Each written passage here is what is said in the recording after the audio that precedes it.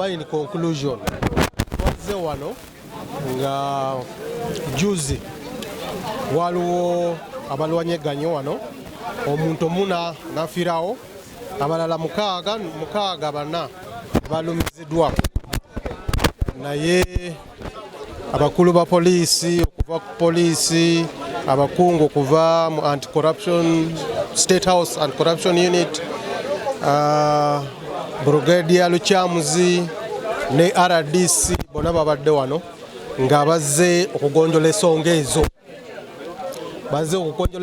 ezo naye gye twatuuseko twasazewo oba amyuka omuduumizi wa poliisi asazewo anti okutandikirawo mbagirawo poliisi ne bajje batandika okukuuma ekifo kino kyetuyita detach. Tugenda kuteeka wano detach bajja kubeerawo nga balaba nti tewali omuntu omulala okujja okuzimba okuliima oba okukolawo kintu kyonna.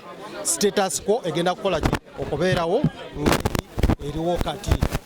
Ekyokubiri ne basalawo okuteekawo akakiiko kano kugenda kulondola criminal cases. Si ebiri mu kooti nedda ebiri mu kooti ekyagenda mu maaso naye criminal cases ono ya criminal trespass, malicious damage, oli yankubye. Akakiiko ako kagenda kukola okunoonyereza. Akakiiko ako egenda chairperson egenda kubeera RDC wa Wakiso Madam Mbabazi. Akakiiko ako naye egenda kubeeramu akulira CID mu Kampala Metropolitan, ejja kubeeramu aba ISO, ejja kubeeramu officers okuva wa State House Anti-Corruption Unit ne office ya Brigadier Lukyamuzi. Bonna bagenda kukola ki kubeera mu kakiiko ako.